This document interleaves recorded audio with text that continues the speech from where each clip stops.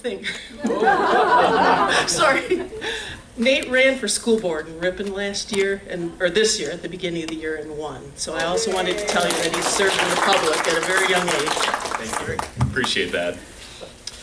Well, good morning, everyone. Good morning. How are we doing today? Good. God, I love this. This is great. The energy is really positive. So we're going to have a really great time going ahead here as I talk a little bit about this incredible year of service that I had abroad in Senegal. So to get things going, let's talk a little bit about this motivation that I had to go completely pick up, leave everything I had ever known behind to go abroad to a country that I knew absolutely nothing about. And as MB said, here I was a history major at UW-Madison, and I always prided myself on my geography, but when I heard of Senegal, I had to actually think to myself, where is Senegal? Couldn't think of it. I knew it was somewhere in Africa, but Africa is quite a large place, as I'm sure you all know. But eventually, I found myself in the country, and right here are a few of the reasons why I had decided to pursue such an opportunity. So the idea of living abroad, because here I grew up in Ripon, in the countryside of Ripon, so all I had ever known was this rural environment. And I wanted to see what else was out there. And to do so, right as I was ending my time at UW-Madison, I felt like it was the perfect opportunity. Because here I didn't want to be in a situation where I was settled down, I was in a career, and wondered, what if I would have had an experience like that? And to not be in a position where I could really go ahead and pursue an opportunity like that. So for me, the timing to have an experience to immerse myself in a different culture was perfect. And point number two, experiencing a new culture, learning about the world around me, seeing other people who perhaps didn't have quite the same worldview as me, and hoping that I would learn and grow from that kind of opportunity. The program I went abroad through is called the Young Adults and Global Mission Program, and I'll explain that a little bit more. But it is a program through the Evangelical Lutheran Church in America. So a big part of it is faith-based.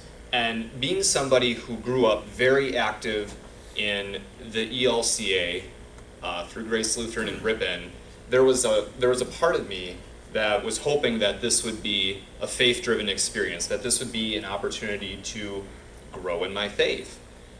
And that last point, being challenged.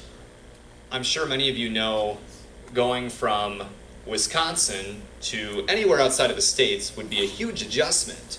And while that might be scary to some people, the idea of completely immersing yourself into an environment that could not be more different from everything you had known, it's a little scary. And that can be enough for some people to say, no thanks for me. That's not an opportunity I want to pursue. That is exactly why I wanted to go abroad. I wanted to be pushed and stretched to really expand my horizons and to be challenged in a way that would hopefully not hold me back, but to help me move forward and grow through some of those trials and tribulations that would inevitably come up.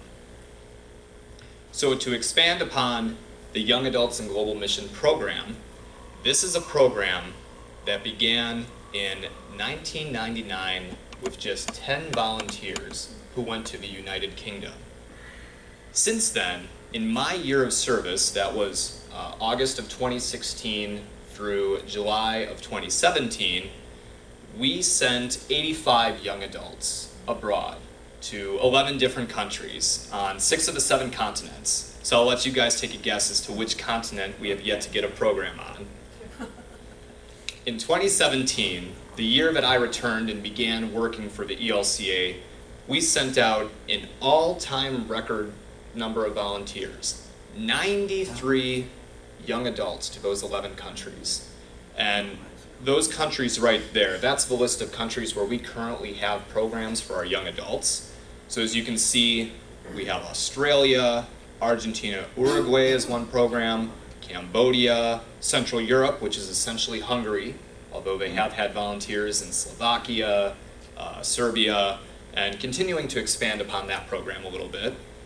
Jerusalem in the West Bank, so that's predominantly Palestine. Mexico, Senegal, Rwanda, Madagascar, South Africa, and the United Kingdom. Now, during my year of service in 2016, the countries of Senegal and Australia were brand new country programs. So they had never had any established presence before, which for me was really exciting. I was essentially a trailblazer going to Senegal through this program, so that was part of what drew me to it, yet at the same time, nobody had ever been there before, so I really had no idea what I was getting myself into, which was a little intimidating, but it was more of the positives I was looking at that drew me to that country. The cost of a program, it is $15,000 to sponsor one young adult and global missionary volunteer. So for me, that meant I needed to fundraise of that $15,000, $5,000. The other $10,000 is funded through donors and the ELCA. So what that meant for me was I needed to return to my home congregation, Grace Lutheran in Ripon, and share what this opportunity would mean for me and ask for financial support. Within 2 weeks of me making an announcement in front of my congregation saying this opportunity that I was pursuing, we raised $6,000. So that more than covered the cost of what I needed to raise for this trip, which meant other young adults who perhaps didn't have the financial means or the most supportive congregations were then able to receive some of that money to help offset their cost. The wonderful thing about this program, we do not intend for the cost to be a barrier for anybody to be a part of this program. We give our volunteers an entire year, the whole year that they are abroad, to continue fundraising that $15,000, or actually that $5,000 that they are tasked with raising. And if they do not raise that, again, we do have donors who are very excited and very willing to put their money into this program because we do not want finances to be a barrier for anybody to participate. So let's talk a little bit about my country of service. Senegal. Senegal is in Africa, and most people knew that as I was preparing to leave, my congregation, close friends and family. Yet, in a lot of the ways that we view Africa, we tend to think of Africa as this faraway place, and that's how we always refer to it, just Africa. And it drove me nuts when I returned from my year of service, and people would say, well, how is Africa? And if you just step back and think about that for a little bit, what if somebody approached you and said, how is North America? What would you think? How would you respond? Well, there's the United States, which is very different from Honduras, from Panama, Canada, Mexico, even here in the States. Wisconsin's very different from California, as it is Florida, West Virginia. So for people to then say, how is Africa? I always had to step back and think, well, wait a minute. Let's talk about that a little bit more. 54 countries. There are 2,000 languages spoken on the continent, home to 1.2 billion people, and the continent of Africa is the size of 3 United States. So if ever you're in a conversation and somebody says, so what about Africa? Or you catch yourself talking about Africa, just remember again, there is a whole lot going on in that place. And then here's the key question I'm sure all of you are wondering, since you heard I was going to be here speaking about Senegal. Where is Senegal? Do we have any guesses? West Coast. It is the West Coast. It is, let's see if I got my pointer. There we go. That country right there. And it is the farthest western country on the entire continent of Africa. So I always like to tell family and friends that really wasn't that far away. It was only 5,000 miles, closest to the states of any of the countries in Africa. So here's a close-up picture of what the country itself looks like. Area-wise, it's roughly the size of Wisconsin, and kind of like our state, very diverse in geography. So the far northern part of the country, this area right here, a lot of that's desert. a lot of that is the edge of the Sahara Desert, because where we were right on that border between the forests of the continent of Africa and the Sahara Desert.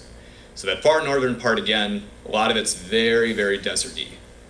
This part right here, a lot of it is savanna land. So a lot of grass, the occasional tree, shrub, and then the southern part of the country, right down here, a lot of that is more of your forested part of the country. I was living in a little city called Linguère, right smack dab in the middle of everything. And Linguère was in a very interesting spot because it was in that in-between region. It was right on the edge of the savanna and right on the edge of the desert. And with climate change that has been rapidly occurring over the past several decades, the desert has continued to expand farther south. So while the location I was in once upon a time was much more grassland than it was desert, again due to climate change, the sands continue to move south, and that has a huge impact on the kind of agriculture that can be done, the temperatures, the sand that can get in the air, all of that. So that is something that the government has become much more mindful of. There are actually efforts on the continent of Africa to put up what they call a green wall, which is essentially a barrier of trees going from the Red Sea to the Atlantic Ocean. And they have already started over by the Red Sea in Ethiopia and Eritrea. And in Senegal, they have also started. And that line, while I did not see it where I was located, it has begun over here, and it is slowly working its way east. And I am not sure which side Linguère falls on, if we're going to be on the north side, where we're just going to resign ourselves to being swallowed up by the desert, or if we're going to be on the south side of that wall. But either way, there are efforts being taken to combat some of the climate change that my community was seeing on a daily basis. So a few basic facts about Senegal. That's the country flag of Senegal right there. While it is area-wise the size of Wisconsin, it is home to 15 million people, so substantially bigger than what we are used to. There are over 36 languages spoken in the country. And where I was living in Linguère, I would hear about 5 on a daily basis, which made adapting to that language barrier very, very challenging. There are 20 different ethnic groups. A lot of that is thanks to colonialism. When the European powers came into the country, carved these arbitrary lines without really caring what ethnic groups were where, or some of these rivalries that had been in place for centuries upon centuries. And also of note, the country is 95% Islamic. And that was something that I would notice on a daily basis, with the call of prayer going through the air, seeing my Muslim friends and neighbors taking the time to pray 5 times a day. Talk a little bit more about the climate. So again, Senegal is right on the Atlantic Ocean, so it does have a tropical feel along the coast. On the coast, it's a little more temperate. Temperatures, while still can be a little humid, a little bit more moderate. This is a picture taken from the southern part of Senegal, that part where it's a little more forested. And as you can see, there is still sand, yet there are a lot of trees there. And that is where my host family originally came from. Now this is a picture I took right on the edge of town where I lived. So as you can see, very, very deserted. And in Senegal, there is a 8-month dry season, so 8 months of no rain. And temperatures where I was located were often 100 degrees. During the hottest time of the year, which is typically March through June, temperatures could be in excess of 120 degrees on a daily basis. But it's a dry heat, so it could have been a lot worse. But that's what it looked like in June of 2017, after going 8 months with no rain. As you can see, not a whole lot for vegetation. And then this picture was taken right before I left, the start of the rainy season, which again will last for only about 3 months. And given that the ground has been so dry for 8 months, when it rains, it pours, and the water doesn't get soaked up by the ground because it is just so dry. So you will see quite a bit of this, of just this standing water, which of course has an effect on the roads, which in a lot of places are dirt roads. So it makes for a very interesting situation. There's a picture of me next to my favorite tree. As you saw before, not a whole lot of trees to go around where I was. So I want to talk a little bit more about Islam and the role that that played in my day-to-day living in Senegal. Because here we are in the States where Islam is not as predominant as some of the other religions. It could not be denied the impact it had on a daily basis. As I had mentioned before, you would hear a call to prayer 5 times a day, and that would be a moment when all Muslims would have to stop everything that they are doing and pray. So there were times where I was in a work meeting, and we would be talking through something, and all of a sudden, that call to prayer would blare out on the speakers. We would stop what we were doing, and we would take about 10 minutes to pray. And as a Christian living in Senegal, I wasn't necessarily praying at that time, but I would take a moment to kind of reflect on my day, maybe do some self-prayer, but to really just appreciate that moment. And I do have to say that is one thing that I miss the most about Senegal, is just hearing that call to prayer. I always found it to be very beautiful, especially at the end of the day, as the sun is setting, to hear that call to prayer and to know that my neighbors throughout the community were taking a moment to center themselves and to reflect on all of the happenings of that day. It was pretty powerful and really incredible. And also too, it made for an interesting situation given my dynamic being a Christian in a predominantly Muslim country. My host family was Christian, so that was also a different dynamic too. I was living with a group that in Senegal was considered a minority, so that also gave me a different perspective on some of the religious dynamics that were at play there. And for me, I found being in a country that was Islamic to be incredibly enlightening. Frankly, I didn't really have a whole lot of knowledge about Islam before I was in Senegal. And I never really had any biases towards Islam, but I certainly, growing up in a rural context, would hear individuals who maybe had some biases as far as who Muslims were, what they believe, and you would hear these stereotypes constantly, even on our media. Sometimes we hear those stereotypes, yet to be in this environment and to actually talk firsthand with individuals who are practicing Muslims, to find out more about their faith, how it informed them, certainly an eye-opening experience. And I will also mention too that when I was in Senegal, Donald Trump was elected president, and conversations about Muslim bans began when I was in Senegal. And one of my closest friends was a very devout Muslim, and I remember when that news came out, he looked me in the eyes and he said, "Do all Americans think that all Muslims are terrorists?" And I had to look him in the eyes and say no, but knowing full well that there were people, even in my life, who would say yes.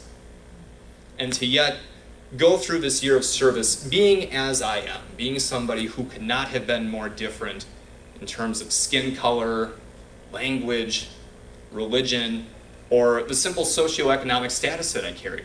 Being somebody that grew up in middle-class America, having access to a car, air conditioning, a 4-year education, a TV, electricity, all of these things that some of the people who I knew in Senegal could only ever dream of. And yet, that didn't prove to be a barrier or obstacles to getting to know one another for who we are. Instead, that was seen as a way for us to get to know one another for what makes us unique and special. So for me to be in this environment and to receive that welcome and that radical hospitality from individuals who, from some people I would speak to, would say, couldn't offer that kind of thing. Talk about transformative, right there. So I am very thankful for that aspect of my year of service in Senegal. My arrival in Senegal was in August of 2016. That is our group right there. The woman on the far right, she was our country coordinator, Pastor Kristen. So she was tasked with ensuring that we had adequate housing arrangements, that our job placements were all up to par, and that we were having a good experience throughout this year of service. And then we had 6 of us volunteers who were serving. We had Eric, he is from the Twin Cities.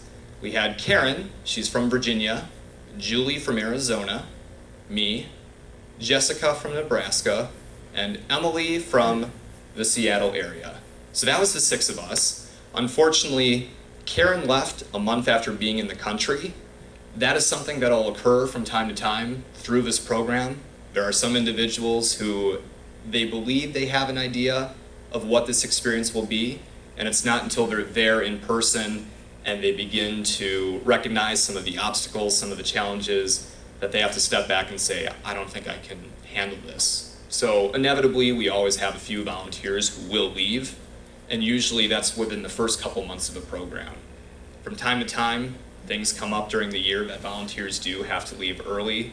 One of my closest friends during this experience, who was in South Africa, found out that her father had brain cancer in March of her year of service, and was told that his prognosis was maybe 6 months. So, of course, she had to make that decision to then leave the country early, which that'll happen from time to time, and I think most people know what the right decision is, and that's to go home and to spend that time. So we arrived in August of 2016. We spent about 3 weeks in the capital city of Dakar, and during this time we went through a cultural immersion, learned a little bit more about some dynamics that were unique to Senegal. We began language training. I was learning a language called Pulaar, which is a language that is spoken by predominantly the farmers and the herders who live in the more rural parts of Senegal, because here I was going to be working in an agricultural placement on a dairy farm. And the individuals I was working with were Pulaar and spoke Pulaar. So my first 3 weeks, I was doing intensive language training in that language. And then, after those couple of weeks, I went to my home community of Linguère. And there's a picture of downtown Linguère. As you can see, kind of a hopping place. Tallest building's about 3 stories. And to give you a rough idea of what the city is like, if you're familiar with Ripon, that's my frame of reference growing up in Ripon. Area-wise, Linguère is roughly the size of Ripon. Population-wise, it's about double the population of Ripon. And a large part of that is due to a larger family unit in Senegal. Oftentimes, you'll have families that have 3, 4, 5 kids, or maybe even more. And a lot of times, too, you will also have extended family living in a house. It's very common for aunts, uncles, cousins, maybe even grandparents to live in a house together. I know where I was living with my host family, I had my host parents, 3 host siblings, a host cousin, and then we also had an aunt that joined us halfway through the year with her child, and then she had a child right at the end of our year, and then another family, mother, father, and a young son, who began teaching at one of the schools in Linguère and ended up living with our family until they could find some housing arrangements. So at one point in time, we had 10 plus people in our house. So a big component of this year of service through the program, the Young Adults in Global Mission, is this idea of simple living.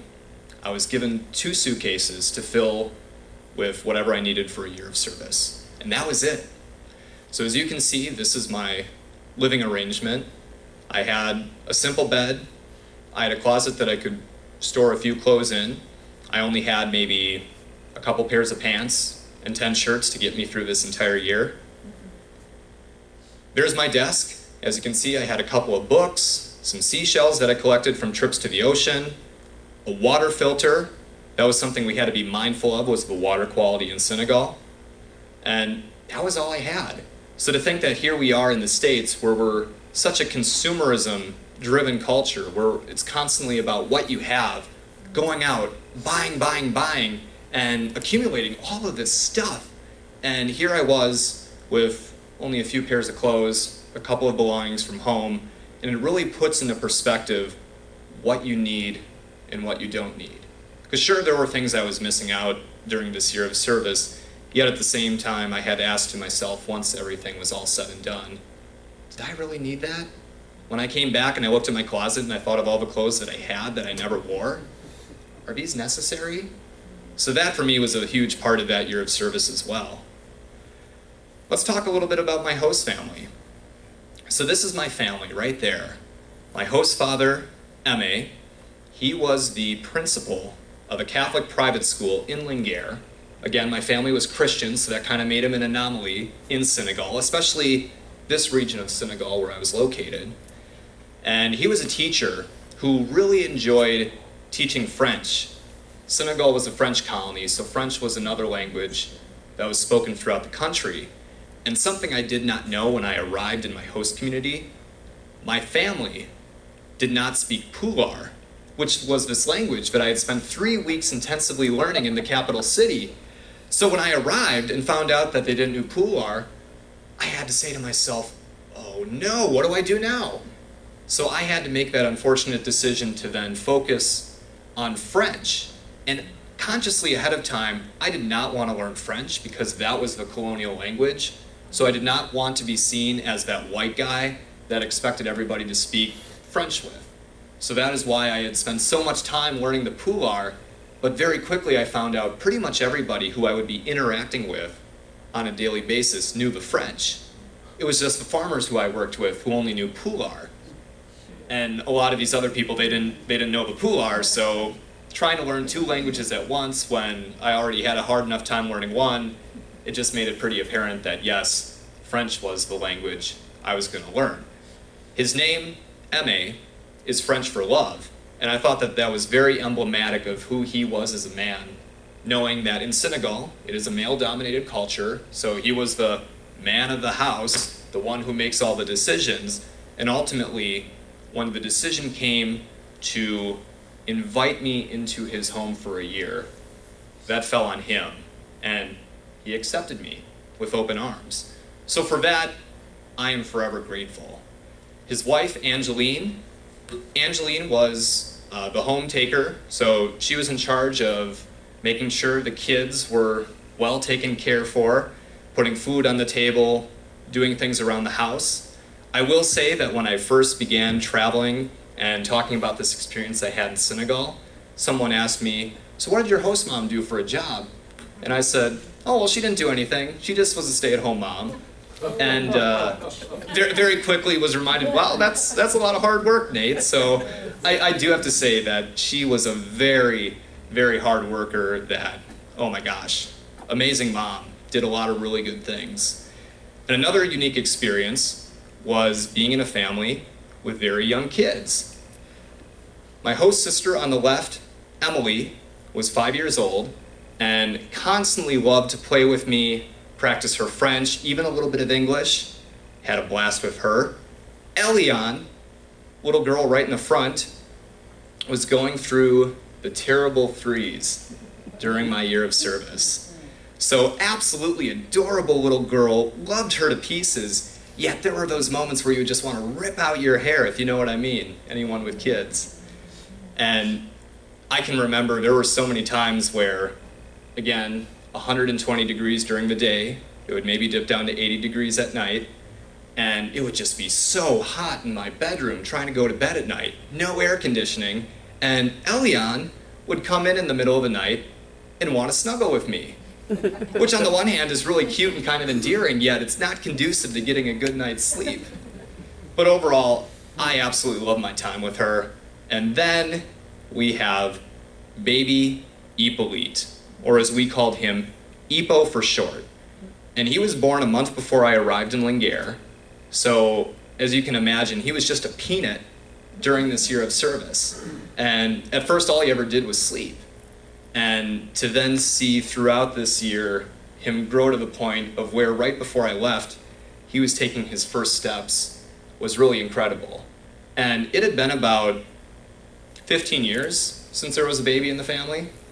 I was 5 years old when my little brother was born, so to be in a family that had a baby was kind of a new experience, a relearning curve, and it was something I really enjoyed. And throughout the year, I would step up to the plate, try to help out Angeline with EPO, take care of him, and just one of those really incredible parts of this experience was to have a host family who really taught me what it was to be Senegalese and to just give me that family environment where I could feel safe, have some sort of comfort, and be reminded of home.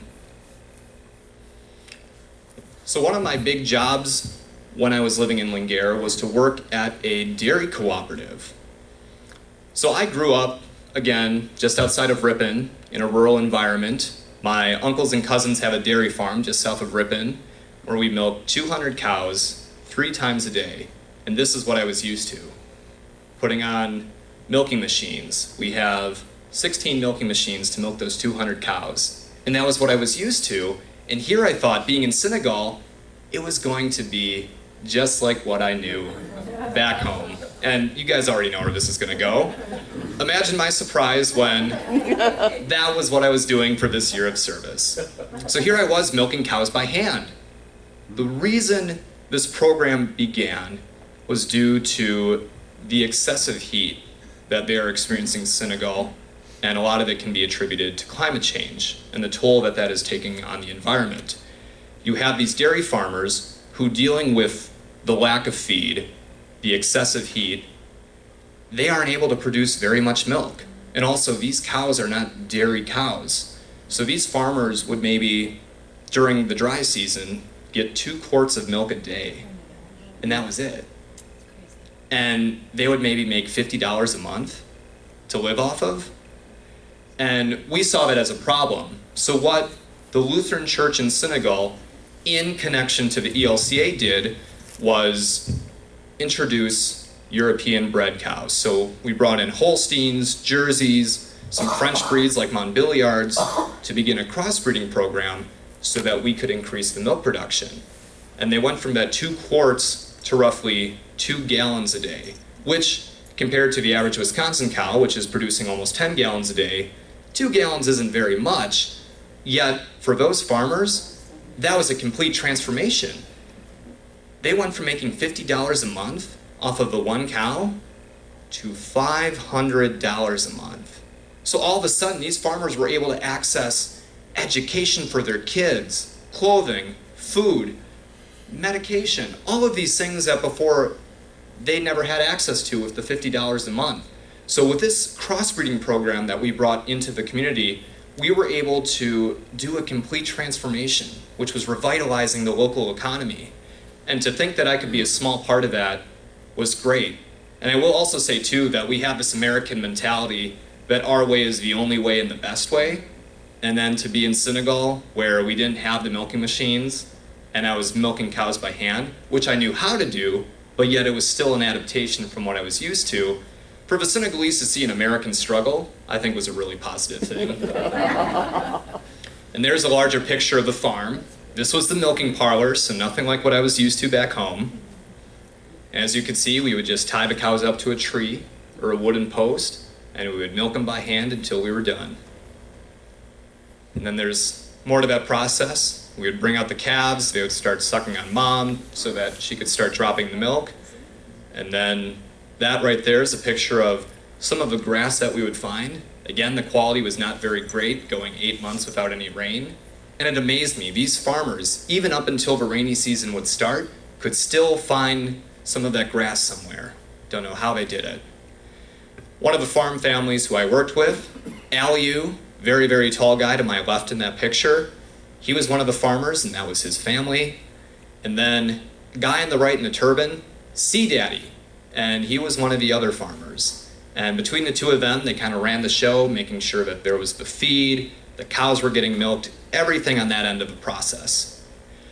And then what we would do, now this is something I had never done before, we would pasteurize the milk and turn the milk into a yogurt. So it'd be like sweetened uncurdled milk. So not quite yogurt, but it's not milk that you would just drink straight out of a glass.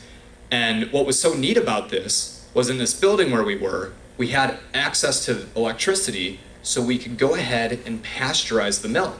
And since most people are living very rural and don't have access to electricity, a lot of people drink raw milk. And of course, that's not a big issue for them, because if you grow up drinking raw milk, you have those natural antibodies to fight off any of the bacteria. Yet the simple fact that here we were pasteurizing that milk, that was kind of a niche. And it is what attracted people to come and try the product that we had. And again, the profits that would come from the yogurt that we produced would go to support not only the farm that we were on, but the farmers who were a part of this dairy cooperative. So all in all, just a very, very neat process. That is what a good day's milk haul looked like. The entire milk can would be filled full. And what we would do after we went through the pasteurization process, we would package the milk or the yogurt into bags, and then there's a close-up picture of what that looks like. Again, a lot of French labeling. And we would store them in a fridge. And I should also mention too that the electricity in Senegal was very unstable, so power outages were very frequent, which meant that if the power went out at my coworker Ibu, who you saw earlier, if it went out at his home, he knew it would be out at the cooperative, so he'd have to run in, he'd have to throw the milk into a water tank just to try to keep it cool so it didn't spoil. But at the same time, we still had access to this, so individuals coming to our store could have that nice cold milk, which is really wonderful. Goes down well on a 120-degree day. And there's a close-up picture of my good friend Ibu, short for Ibrahima. And Ibu was the guy that was in charge of that whole pasteurization process, the store that we ran. And Ibu, he was earlier when I shared that story about having to look my friend in the eyes when he said, "Do all Americans think all Muslims are terrorists?" That's the guy right there.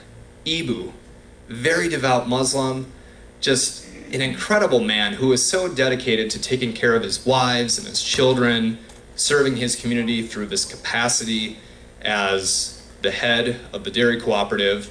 And he was somebody who, day after day, would just go out of his way to make sure that I was having an incredible experience and that I was able to navigate some of the difficulties like a language barrier that was ever present and just adapting to a place that was culturally so different from what I knew back home in Ripon. Always there by my side, always supporting me, helping me with language training, and those are the kind of relationships and friendships that I'm very grateful for, and I was able to receive it because of this experience. Another aspect to my time in Linguère was this role I played as teacher. So I did have some experience being a state FFA officer and traveling throughout South Central Wisconsin, speaking about agriculture in agricultural classrooms, working with FFA members, and then working as a tutor in the Madison Metropolitan School District. I did have a little bit of an educational background, which now served me well on school board. And when I was in Senegal, I was able to build upon that a little bit and get in front of a classroom and teach English. So that's what the typical classroom will look like. Again, as you can imagine, without air conditioning, it gets very, very hot really fast when you have 50 small bodies in there. Nothing like what we're used to in our class system. You see those desks right there? Oftentimes there would be 2, maybe even 3 students at a desk. There's one of my classes that I worked with. All the kids had pink smocks. That was their school uniform, which I thought was very unique and kind of cute. And it was definitely a learning curve because I was not fluent in French, and French is what is used in the education system. And here I was trying to teach English in my very limited French to students who were just starting to learn French and also didn't really know English. So as you can imagine, it was a very challenging dynamic. Yet at the same time, it kept me on my toes. Very positive to see it click with students. They would always enjoy some of these activities, being able to practice conversation, and I always found it to be a success when I would be walking around town. Again, Linguère is a very small town. I would see students who I recognized from class. They would come up to me and they would practice some of the greetings that we would go over in class. And I always thought that, yes, that was a small success. Made everything worth it to have those moments. A couple other cool things about Senegal. The transportation. Senegal is incredibly unique in that it is very new and very modern, especially if you're in the capital city. You will see the newest European-style cars driving along the street with horse-drawn carts or donkey carts.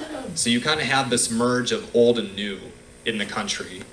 And very commonly, I would take a horse cart to and from the farm where I worked because the farm was a couple of miles outside of town.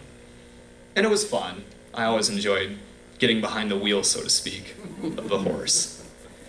Food. When I was living in Senegal, fish was a very common part of our diet, which might surprise you knowing I was living in the middle of a desert. But again, if you remember the map from earlier, we are on the Atlantic Ocean. There is a big river in the eastern part of Senegal. So yes, they were able to access fish. The fish would be driven in from the ocean fresh that day. My family was very lucky to have a refrigerator, so we could store the fish that we would buy at the market. A lot of other families would have to go to the market and start making it as soon as they went home because meat's not going to keep. And almost every single day, fish and rice was what we would have for lunch. And then breakfast, that was always French bread with either a chocolate dip, butter, or mayonnaise put on the bread, with instant coffee, which is not that great, but it became a part of my daily routine, and I wasn't much of a coffee drinker before I was in Senegal, and now I do drink coffee quite a bit, which is fascinating that I had instant coffee to get to that point of being a coffee drinker, but that's part of my story. And it was very neat because the way we would do dinner, it was communal. So we would all eat around the bowl. And in a lot of families, didn't have silverware, so you would eat with your hands. Some families, of course, would have a spoon, and you would all just take your spoon, and you would kind of have your corner of the bowl, and you would just eat. And typically, of course, me being the guest, I was always encouraged to eat, eat, eat. So while initially when I showed up in Senegal, I lost a lot of weight, I was able to gain some of that weight back and stay pretty healthy during this year. So, as I had maybe mentioned earlier, toilets were not a thing where I was located. That was my toilet, what they like to call a squatty potty. So that is what I had to use. I also didn't have a typical shower. I had to fill up a bucket with water, and that was it for my shower. And same thing with shaving. I had to fill up a little bucket with water. I didn't shave for about my first month in Senegal because I did not have a mirror. There wasn't a mirror in the bathroom. I didn't even think to bring a mirror because bathrooms have mirrors. So I went about a month before I worked up the courage to ask Ibu how to ask somebody to find a piece of glass that I could use for a mirror. And then I was able to get into that rhythm. But yeah, just adapting to that was interesting. And also, we did not have washers and dryers, so we would have to hand wash our clothing. And that was another one of those things where the kids always like to help out with that, which the thought was appreciated, although sometimes maybe it would impede things a little bit. And then we would just hang our clothes up on the top of a roof. In West Africa, where I was located, a lot of homes are single story. Everything's on the first floor, but there's typically stairs that go up to the ceiling. It's open. A lot of people will hang their clothes up there or even sleep on the roof, which, believe it or not, living in the desert, it gets a little chilly at night, and if you get a nice breeze, it feels great to sleep on the roof. And there's the babies. That's where they would take their baths. And that was always really fun. Bath time and playing with the kiddos. There's Elion, just being goofy. This became a big part of my experience in Senegal. Here I only worked for maybe 3-4 hours in the morning. I would have the entire afternoon off until I had to go back to the dairy cooperative at night. So very different from our typical work schedule here. A lot of times in the afternoon, that was when we would have lunch, which was much later than we're used to having lunch. Typically wouldn't eat until about 2 or 3 o'clock in the afternoon. Have dinner at maybe 9:30 at night. There were a few times I'd go to bed and I'd be woken up because I thought maybe we weren't having dinner, and they're like, no, it's the time for dinner and it's 10:30. But in the middle of the day, when it was kind of my downtime, when I would nap, a lot of the times my parents would nap too, and that was then my time to take on the responsibility of playing with the kids, which was always really, really fun. And you know, young kids, they always want to go and be doing something. So that was, again, being somebody who, it's been a while since there were young kids in the family, an adaptation, but a very positive one at that. Another thing about Senegalese culture, tea. That is something that is consumed frequently on a daily basis, and that's more a part of Middle Eastern Islamic culture, is drinking tea. So a lot of times when you get together with friends, you would drink tea. Being a Muslim country, beer is not consumed. That is banned in Islam, although Senegal tends to be a little bit more of a moderate Islam, so you will see Muslims drinking beer occasionally. But this is more of your get-together drink. When you want to form community and you want to pass the time, you'll gather together and have tea. During my year, I saw a lot of growth. There is a lot of Chinese development going on in West Africa. So where I was located, the Chinese came in and they were doing a lot of infrastructure projects. You would see it throughout the capital. In my more rural community, what they would do is they would do a lot of work with roads. So when I first arrived, there was one paved road that went through town. When the Chinese came in, we had 6 paved roads by the end of my year, including the road that I lived on right there, and also a few cobblestone roads that were put together. So this was just completely changing everything that was going on within our little community. To end things off, I want to talk about a few of the challenges that I experienced during this year. So as I mentioned a couple of times, language barrier was one of the biggest ones. Not a whole lot of people knew English. A few people knew enough English that we could have a very basic conversation. And then again, for me, with my very limited French, trying to form deep, meaningful relationships when we pretty much base everything off of language made things a little challenging, as you can imagine. So that was something I constantly struggled with. I never really grew fluent in the language, so even up until the day I left the country, which actually tomorrow, it'll have been 2 years since I left Senegal, language was always by far the most significant challenge I experienced, because I'm a people person. I enjoy talking to people and can't really talk to people if you don't have that shared language. Cultural differences, of course, as you saw from some of the pictures and the conversations earlier, things were just a little bit different, so there was a natural adaptation to some of those differences. The idea of simple living, when we're such a go, go, go culture, constantly on the move, you are valued by how big your house is, what you own, how many different organizations you participate in, and all of a sudden, being in Senegal, it was a very relaxed, very slowed down pace of living. Here I work for maybe a couple hours in the morning, a few hours in the afternoon. If you had a meeting that was scheduled for 4 o'clock, people typically wouldn't show up until 4:30. You wouldn't get going until 5. And here we are in the States, to be early is on time, to be on time is to be late. So there was a big shock there. And it was something that certainly took me a while to overcome, because all of a sudden I had all this free time that I never had before, and I had to figure out, what do I do? And then, of course, struggling with my American identity, because here I was, somebody who stood out from pretty much everybody in Senegal, and having to wrestle with that, this idea of privilege, things that I had had my entire life that I never had to think about, and then being in Senegal, where a lot of people maybe wished that they could have been in my shoes, to have access to some of the things I had, to then wrestle with that and say, okay, here I am with all this privilege, what do I do now? How do I rationalize some of this? And it's something I still struggle with, and I continue to ask myself, how do I do good with the gifts that I have been given? And a lot of it's not things that I have naturally accumulated, it's what I have been born with. Just, my simple identity as a white middle-class American, having to wrestle with that in Senegal, and again, once I returned home.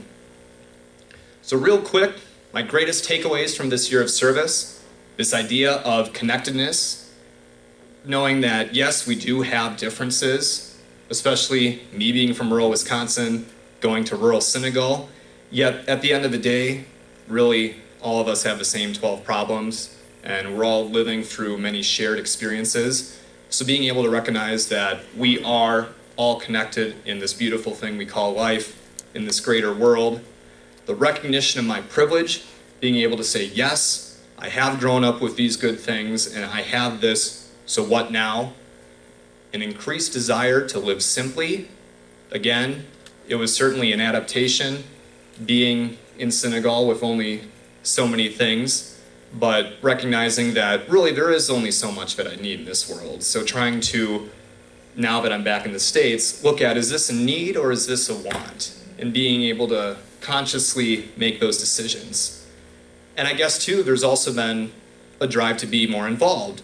For me, that was being more involved in my community, now that I've returned home, being more involved in my church, because again, I was able to have this incredible experience because of the Evangelical Lutheran Church in America. For the very first year that I was living back here in the States, I did work for the ELCA National Church Office out of Chicago. I traveled all across the country speaking about my year in Senegal in an effort to encourage pastors and congregation members or congregations as a whole to support this program so more young adults could have the exact same opportunity that I did.